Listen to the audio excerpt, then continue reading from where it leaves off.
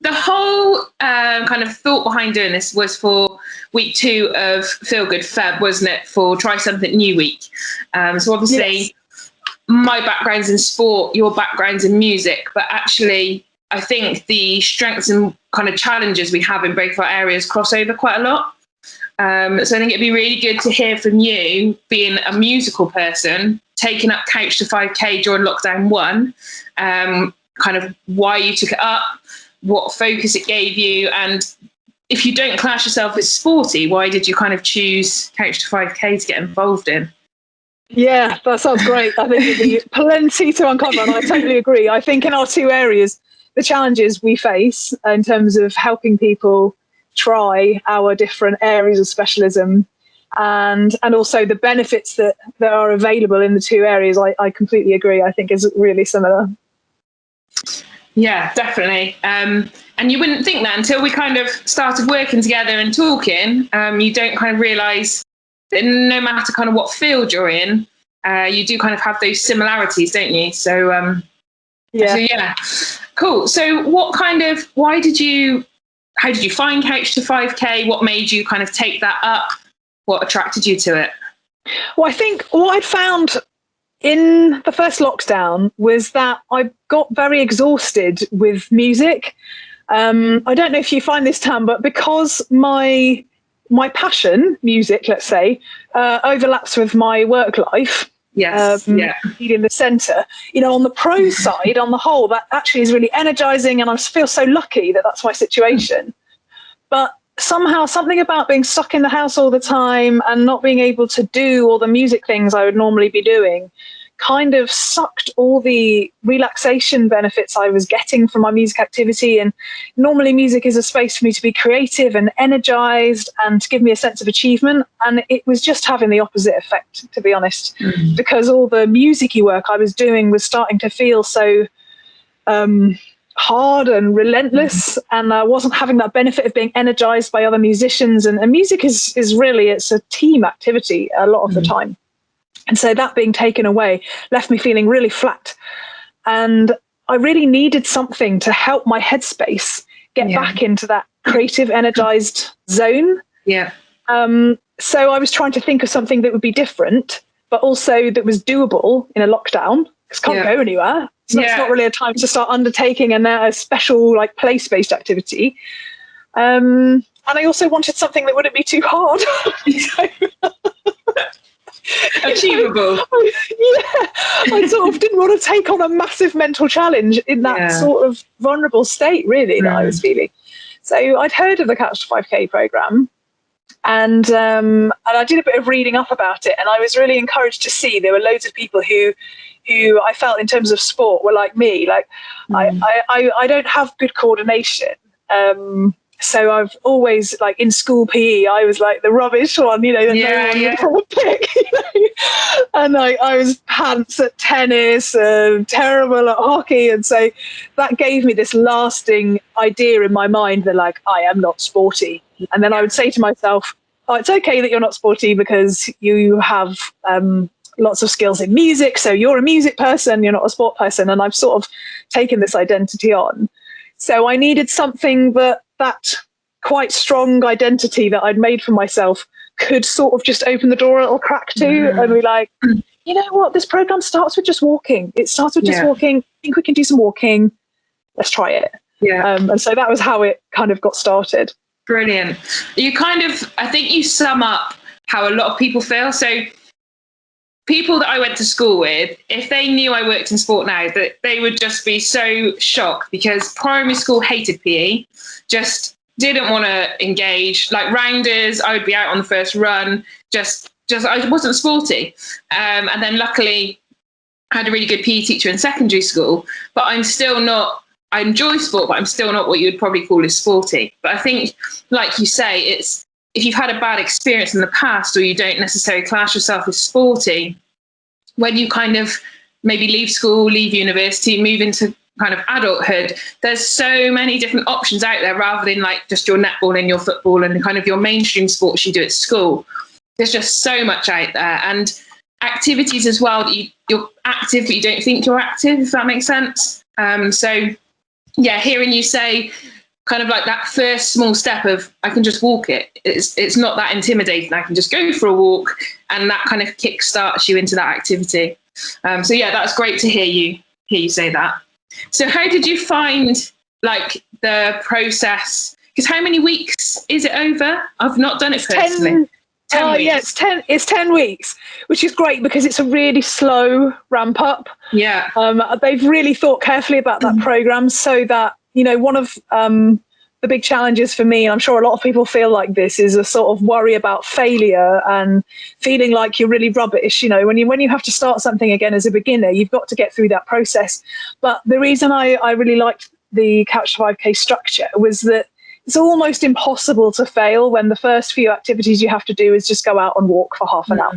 Yeah. And you might kind of break into a jog, for a 30-second burst, if that. And even that had a level of like, I'm actually moving faster than walking. But it was so small and achievable that actually I felt a kind of buzz right away, like, oh, check it out, I did it, Yeah. And so that 10 weeks meant that it very, very slowly coaxed you towards longer patches of running. Yeah. So by the time you were actually, running, like jogging for, 10 minutes or so, you were ready. And I actually couldn't believe that I could physically do it when the time for that to do it came. And that really helped me. So it created this virtuous circle of like, oh, I'm doing it. I'm still running. And like, I'm at minute number 9. It's amazing, isn't it? And I think that's really important when you try something new, because that first step can be so difficult, and you've got to build up kind of so much courage sometimes to try something new, especially if it's out of your comfort zone. So those easy wins, well, maybe not easy, but those kind of achievable steps really then help motivate you to continue. Because if you try something new and it's just way too hard, you just get really kind of unmotivated and give up a lot of the time. So Yeah, I think that's absolutely right. I mean, I see this all the time when people come to perhaps, I don't know, to start an instrument, where someone might have like played piano when they were 11 or something, and then a student or a staff member might want to dust that off and come back and play, which is brilliant and such a great idea to get going with. But then if you're imagining in your mind that like, right, you're going to play this piece of music you've always wanted to play as a long goal, that's great. So like I had an idea that eventually I'd be able to regularly run 5K, maybe get to a 10K. But I tried to put that actually quite a long way out of my mind.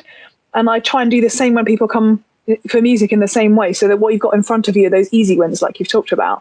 So that way you're going to play a few notes, or you're going to read a few notes on a piece of paper, so that you don't have this sort of sense of I'm never going to do it, which is always how I felt about sport. Yeah. Like, oh, I could never do it, I'll never make it, Yeah, definitely. And I think like your teachers that you've got over at the Centre for Music, do you call them teachers, music teachers? Teachers? Yeah. So your teachers, and the same for our sport instructors, they do kind of work with anyone of any ability. So I think there's always this stereotypical view, isn't there? Like, I can't go to the Centre for Music because I'm not musical. I can't go to the Centre for Sport because I'm not sporty and I won't fit in. But there's such a range on offer that if you've never played the drums before, I'm sure you could like introduce someone on how to do it and the real basics, and then get that love for it to then continue. Yeah, that's absolutely right. And so really it's this kind of psychological battle that we've got.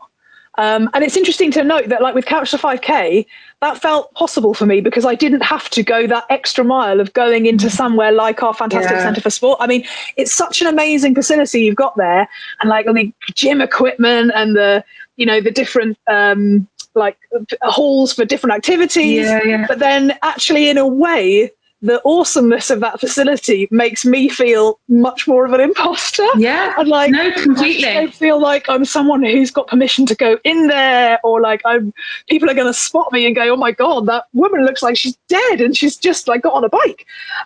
These kind of crazy thoughts that we have. And I'm sure it must be the same for people who might come to the centre and think, "Oh, I've never played, or I can play, a bit of Twinkle Twinkle or something. Maybe I don't want to do that in front of anyone else." But and so I recognise what you're saying, that your instructors are ready to work with anyone. But even as you're saying it, you know, I can feel myself going, yeah, I'm sure they are, but I just don't not me. Oh, I'm going to feel so silly, like showing my lack of fitness to somebody else. Yeah, no, I completely get it. And before COVID, when we were on campus, what we really want to do is bring activity out of the Centre for Sport, if that makes sense, and use other spaces. So you break down that barrier of having to come to the Centre for Sport, because it's exactly the same. It's that kind of fear of judgment, isn't it? Like, I know when you asked us to do some singing at Christmas, I was in a choir at school, but the thought of singing now just like fills me with fear. And it's probably exactly the same, like you said, if we invited you over to the Centre for Sport to come and do, I don't know, a game of netball, for an example. It's that out of your comfort zone. And yeah, completely. Yeah, completely. The joke is, of course, is that I'm sure if I did do that, if the Couch 5K has taught me anything, I would really enjoy it, you know? And the same as, like, so we sometimes do staff training days at the centre, and we have like a staff team from somewhere totally random in the university will come to us and spend half a day with us and bravely sort of surrender themselves to our hands. And so there's a lot of nervousness and discomfort at the beginning of those kinds of days. But by the end, of course, everyone's buzzing, because you're riding on that wave of, I did something that was out of my comfort zone, go me. And also because there's so much fun involved in these activities. And I'm sure you say the same about sports-based activities. There's so much enjoyment and connection, which is obviously what I'm always talking about with music. Yeah, exactly. Take the first risk and try it. That's the hard and that's the hardest bit, isn't it? That first step, whatever that is doing, is the hardest one usually. Cool. So one of my questions I was thinking about, which we've kind of touched on, is would you call yourself sporty, which you've obviously alluded to no. Is that from school experience, do you think, of taking part in sport? And I think the school experience consolidated a pre-existing tendency, if I could put it like that. So I like it in as far as even when I was very little, I was always tinkering around on musical instruments, and I felt very at home there, and it really connected with me. And I could quickly uncover ways of getting instruments to do what I wanted and love to sing. As much as that was true, it was also true that I always felt like I couldn't run very fast when I was chasing around. This coordination thing I've talked about, I sort of always found anything that's kind of sport related I felt quite clumsy with those situations. Even when I've had a really good PE teacher who's encouraged me, I've just felt very incompetent. Just kind of fumbling about. So then the school experience, I think, just kind of put the concrete on top of that. On top of that foundation. Seal it down, It's like, right, that's how it is now. Because I felt like I felt this consistent experience of failure in school PE lessons. Because, the choice, like you've said, is so narrow. So but at the time that you're in school, you don't realise that it's narrow. You just think, well, this is the sports stuff and I can't do any of it. And it took a really long time to dislodge that. So, and I think as well, I sort of justified to myself that, I'm good at these things and then I'm just not sporty at all. And it was easier to just make that division. Otherwise, you're constantly wrestling with the fact that you're there's this thing that you're really rubbish at. Whereas if you sort of just draw a line and say, oh, well, that's not my thing because I can't really do it, it sort of makes it easier somehow. Of course, the downside is that then you've built this enormous fence of kind of going, oh, this fence here, so I don't go into this half of the garden because I don't do that. It's easy to shut it off, isn't it? But then you're shutting yourself off to potentially stuff you can do as well. Yeah, definitely. And it was only kind of peeping through that fence with Couch to 5K that it was like, oh, I'm actually really enjoying this. And conversely, it made me feel so good. I could not believe that I'd managed to get to running 5 kilometers. It's felt like a massive achievement. It is a massive achievement. It is a massive achievement. It really is. And I think that's the really important thing as well, isn't it? That what's a big achievement for some people isn't the same for others. And you have to set your targets like relative to you. I mean, I work with people who run marathons. So 5K to them would be nothing, but I couldn't run around the block. So 5K to me would be massive. So I think that's really important, that you don't compare yourself to others and you set your own goals and you work towards those goals that are appropriate to you. Yeah, do you know, that's really interesting. And I think actually understanding that and having mechanisms, like in my case, the Couch 5K structure was a great mechanism to get away from this useless comparing that we do. You need to imaginary people. That's the joke of it, isn't it? It's not like I'm surrounded by like incredibly fit marathon runners. You obviously will work alongside such people, but I don't. So in my mind, I've just invented this sort of fantasy people. You compare yourself to. Yeah, compare myself to these non-existent individuals. It's so silly. So having helpful structures to get away from that pointless way of thinking, I think, is really important. Yeah, definitely. So what was your biggest highlight of taking part in the Couch to 5K? Ooh, I think there's probably two moments. I think the first one was when I ran solidly for 10 minutes. I actually wept when I did that. I know that's amazing. Sounds dramatic, but no, it doesn't. I was kind of listening to, they tell you how you're doing on the program, on the sort of headset thing. And it was like, you're nearly there. It's like 10 minutes, go back to walking. And I just burst into tears in the park because to me, the idea of running for 10 minutes just seemed laughable. Like I would never be able to do that.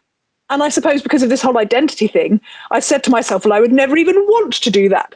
And so having that freedom to admit that actually I did want to be able to do that.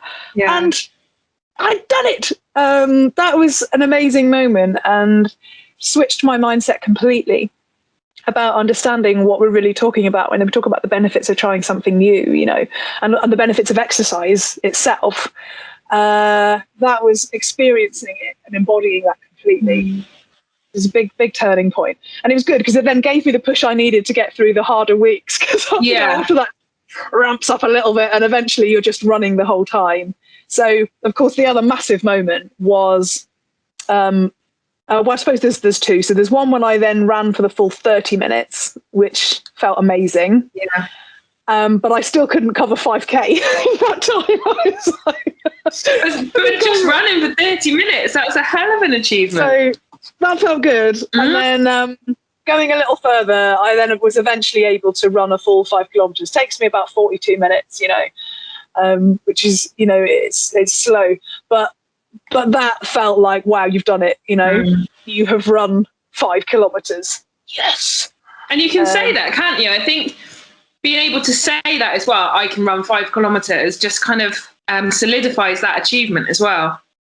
Yeah, and that completely breaks down this false identity I'd made for myself, like, you are not a sporty person. I still would not describe myself as a sporty person. I think that's probably just going to stick, because I don't see that as an area where I've got natural ability. But on the other hand, as someone who I would have gone further and said, I don't like sports and I don't like exercise, that's just been completely put in the bin, which is so, because in fact it's like, oh no, actually I do like being active. Yeah. And I've experienced for myself the physical and mental benefits when I'm doing it. Yeah. And so, you can't argue with experience, can you? No, and I think that, like you said, when you have that feeling of achievement, like you said, you wept when you ran for those 10 minutes, that feeling then really stays with you. And that then kind of embeds within you, and that acts as your motivation and keeps you going. Like you say, when you get to the hard weeks, it's like, no, I can do it, and kind of remember how that felt when you do that. So yeah, it's like you say, that experience really does change you as a person, I suppose, as well. Yeah. Okay, so we've done biggest highlight. What was the biggest challenge? Week 10. Well, actually, yeah, again, 2 moments. Easily the hardest bit was the first time out of the house, you know, having kind of been mulling the whole idea, chewing it over. And you know how, like, you have to adult yourself, don't you? And you sort of, you talk to yourself like, this is a good thing. It's a good idea you're having. You should just do it now. Stop procrastinating. And so getting the trainers on and getting out of the house, listening to that first session, that was massive. And it took me weeks of procrastinating and going, oh, I'll do it later. Oh, it's not a good time. Oh, you know, I'm too busy. Oh, it's raining. You know, the things we put in get in our way, you know, essentially just a really prolonged and sophisticated procrastination exercise. So that felt like, okay, this is really hard. I'm going to make myself do it. And so I said to myself that if I did the first 3 sessions, I'd buy myself some proper running trainers, which is what nice. So that's how I got around it. And then I think probably about week 7 in the program, it's week 7 or 8, it's where you're starting to run like 20 minutes. Some of those runs I was really struggling, and I thought, I don't think I can get to the end of it. You know, I was moving, I'm there. I hadn't started walking, because of some like ruthless commitment to not walking in the run bit. But actually inside, I was finding it really hard, and I re-encountered all those voices. You know, sometimes the voices of harsh PE teachers, or just my own judgmental voice being like, you can't do this. What are you doing? You're not a runner. Why are you doing this? Why are you humiliating yourself in this park? You're barely even moving. What's the point? You're never going to do it. That kind of terrible mental battle. And at that time, just thinking, I just don't know if I'm going to finish the program. Or even, I just don't know if I'm going to finish the session. Maybe I'll go home. That was really, really challenging. And then no real easy way through that, apart from just kind of going, la, la, la. La, la, la. Yes. I can hear that stupid mental voice. But I'm just going to try and tune in to the woman who was weeping a few weeks ago for running for 10 minutes and just think, you came that far. You came that far, Kat. Come on. Yeah. Let's just keep going. And did you ever kind of worry that people were watching you? Because I'm a big one for, oh my God, they're going to watch me and they're going to judge me. And really, people don't care. Like they probably didn't even notice you in the park. But did you kind of have that fear of being watched or being judged? Oh, hugely. That was a big part of my massive weeks of procrastination, actually, because I pictured myself, you know, so-called running and being sort of blonde, pale complexion. As soon as I raise my heart rate a bit and get a pulse going, I look like a lobster. I mean, literally my skin goes like a tomato and stays like that for a good 45 minutes after I've exercised. So I'm like, do I want to look like a giant lobster in public? Not really. Do I want to be just kind of power walking, breaking into, you know, a jog, a very light jog, and thinking, oh, there's going to be people who are properly running. There always are. And by that I mean like people who are kind of athletic, running fast, you know. And then people with their kids, the idea of like vaguely jogging around them didn't make me feel good. But I think, like you said, I just had to have a bit of a word with myself and just think, you know what, you know, I was coming up to, I'm 40 now. I was 39 when I started this. And I thought, you know what, you're 39 years old. You don't have to worry about these other people. You know, let's just get over that. And this is something you're doing for you that you're giving to yourself. So stuff those people. And then, like you say, actually, you become kind of invisible. No one's watching. This idea that people are looking and going, well, that woman's moving very slowly. Like noting it down. Right? Of course they're not. Everyone's busy with their lives.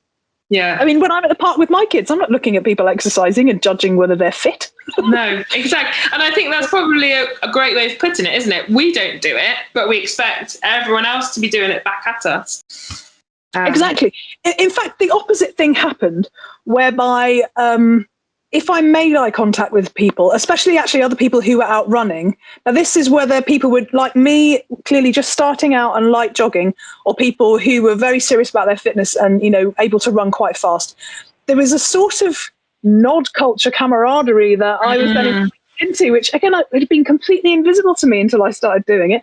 And I'd be around there at the park and there's just people who sort of go, you're Hello, not fellow runner. more than that, no one's talking, and thankfully not waving or anything like that far too much. I'm very grateful for British culture in this regard. But just that little nod or a smile, it felt kind of like a recognition. And when people who you can see are considerably fitter than you are still giving you a smiley nod, it's like, I feel like I've been accepted into this community somehow. Makes you feel valued, doesn't it? Yeah, and part of it, when I'd always seen myself as completely outside that, and well, I suppose if I'm being honest, I felt excluded. I suppose I'd kind of excluded myself, but I imagine I told myself the story that I'd somehow been excluded. Yeah, and I think that's just natural human behaviour, isn't it? If you find something difficult or you don't take to it really easily, the easiest thing for you is to exclude yourself, because that kind of mental experience of failure or not being very good at something isn't a nice feeling. So to just be like, yeah, I don't take part in sport, or I don't do this, it's just easier than trying to fit in almost. Yeah, that's absolutely right. Okay, so clothing wise, let's talk about clothing, because I know with sport and activity, I think there's this big stereotypical view of you have to wear really tight fitting lycra, and it just puts a lot of people off. So did you feel like you had to wear particular clothes, or were you happy to just go out in what you were comfortable in? God, it's so funny you mentioned this, because this again was a really interesting dilemma for me, because I'm a size 16 woman and I'm very happy with my body, and I've learned to be very comfortable with it, and I'm proud of that journey. But I also don't see myself as like the queen of lycra by any stretch. My wardrobe is designed to flatter my physique, which doesn't usually involve skin tight leggings. So I was like, what should we do?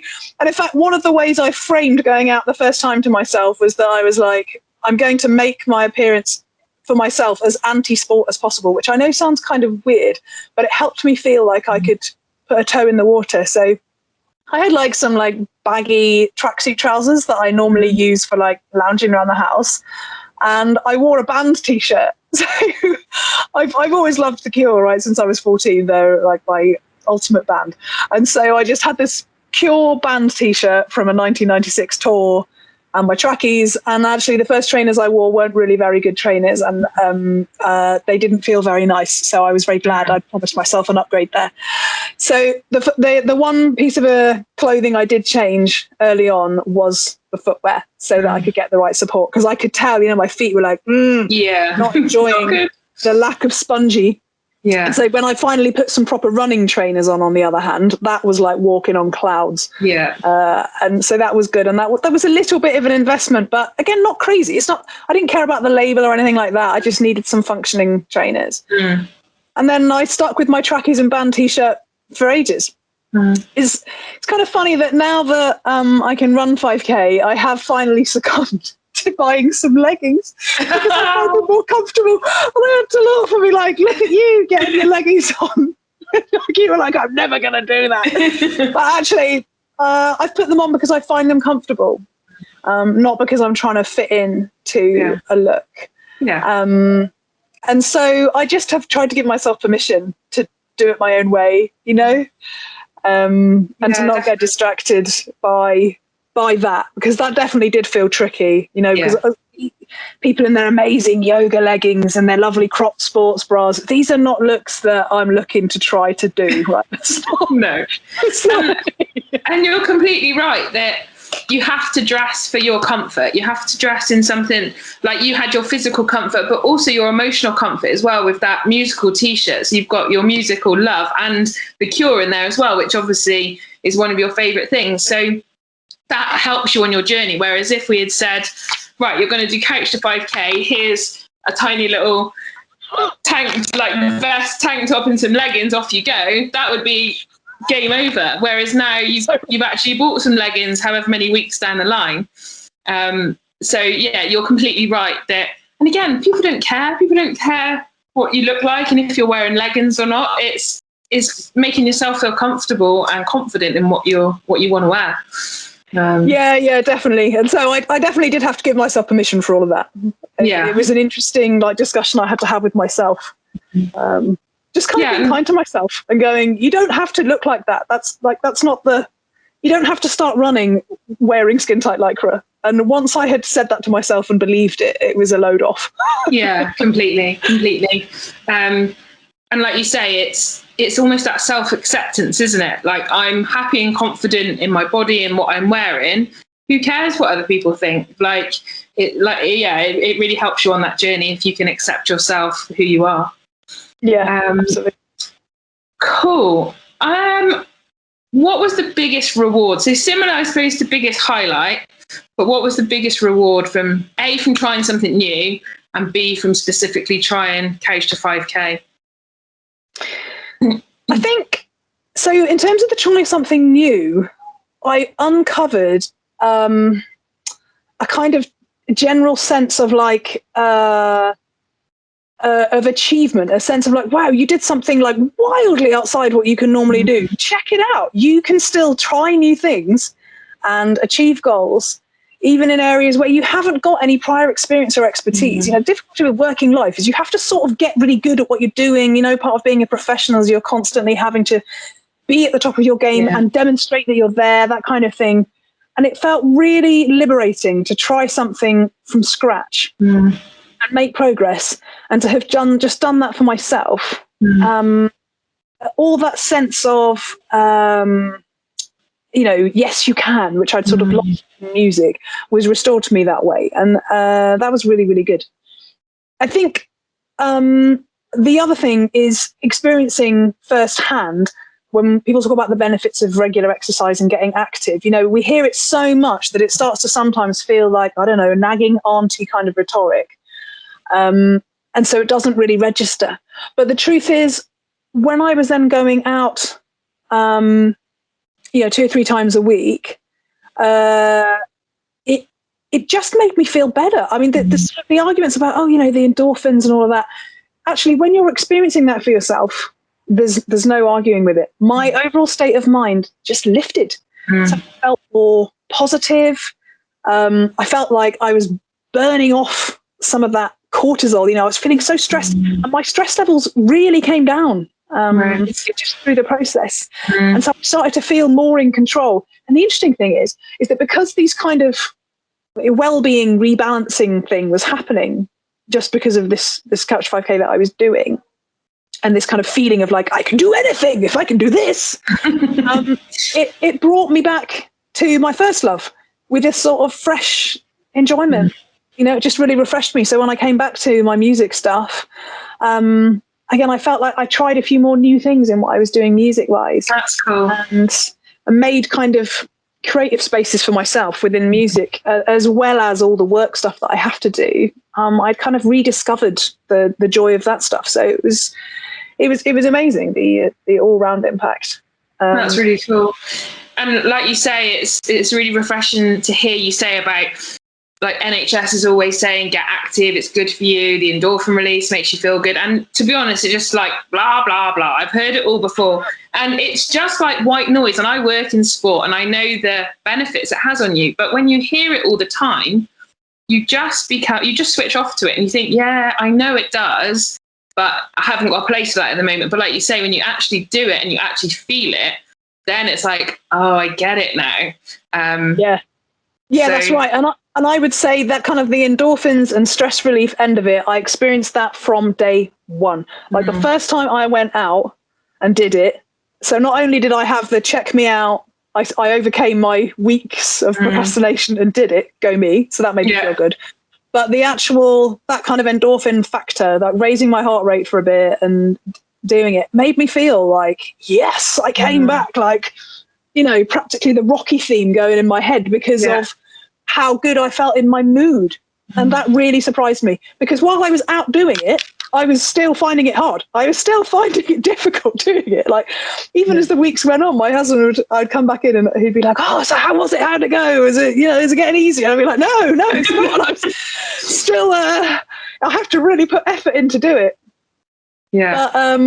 But I would keep coming back because it made me feel so good. So I can see why people talk about, the addictiveness of exercise. I can really actually understand what that is, because by about having, crossed over that week 7 difficulty, I then started to feel like, I wouldn't say looking forward to, that might be an overstatement, but there was no way I was going to miss any of my runs. And I think it's that habit you get into as well, isn't it? Like, I go for a run at whatever time or whatever day. I think if you can build that into your daily schedule, it makes it a lot easier rather than trying to have to like fit it in on at random times.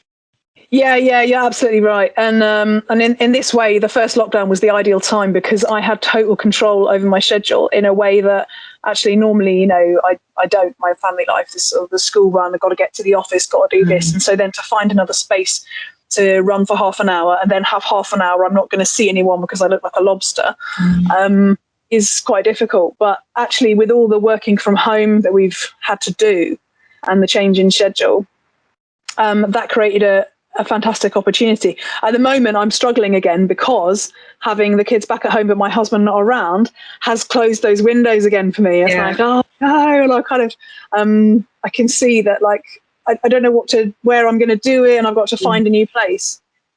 But because I've done it once and sustained it for a long time, so after I did my 10 weeks, I sustained my running for a really long period. It's just kind of got interrupted at the moment because I can't leave the kids on their own, obviously. You like guys. And then by the time I've got my partner back, it's dark, and actually I don't like running in the dark. I don't really feel safe.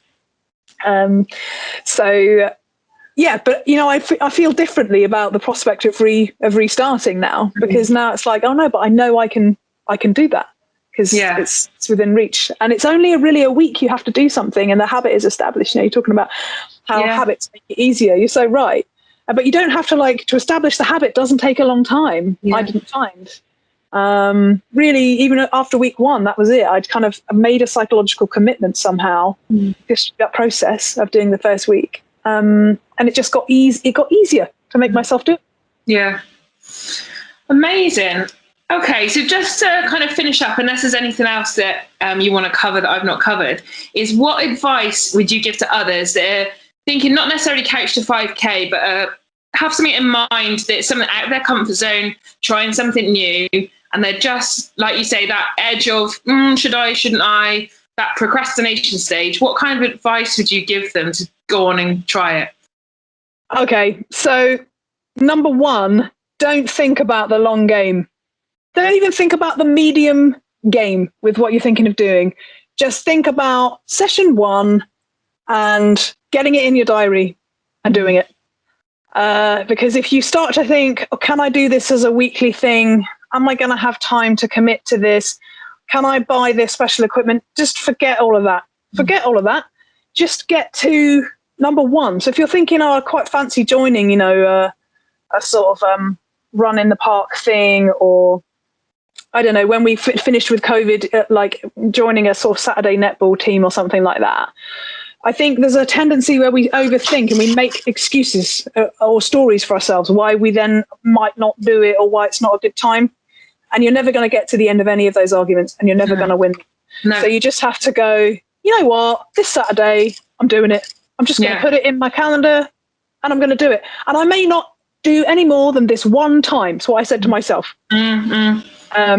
I just do this one time, and it's usually that's enough. So that would be my number 1 piece of advice. Brilliant.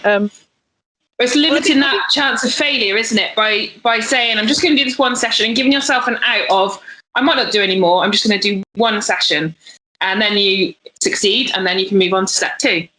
Exactly. And then you can think, well, I'll do one more session. Oh, you know what? I'll finish the week. Yeah. As it was in my case, because that's the structure of the program. It's much easier. And I also think that, there's some of the bigger issues I've talked about, about identity and how I don't see myself as a sporty person, and worries about failure and all of that. I think it's important just to not allow yourself to delve too deep into that. I think I could have really lingered on this whole, I'm not a runner identity issue, and really got in my head. And I think it's just important to just to acknowledge and then leave it alone. I think, for example, I think it's perfectly okay in my case to say, I'm not a sporty person. I enjoy doing Couch to 5K. Those are two. Yeah, completely. You know what I mean? I'm not now suddenly an athletic person. I don't see a marathon on the table for me. But that's what life is about, isn't it? It's about finding what suits you and what you enjoy. Like I said, I played basketball for don't know how many years, a lot of years, and I don't play it at all now. And at that time, yes, I was sporty. I really loved it. I trained twice a week, played once a week. But now that was kind of my life back then, if that makes sense. And now I still enjoy doing stuff, but I wouldn't class myself as sporty, so to speak. So I think you're completely right. You don't have to be sporty or be musical to take part in those activities. Just find what you enjoy and take part on your own level, kind of thing. Yeah, exactly. And all you've got to do, and to do that, it's just about trying something. Just trying something once.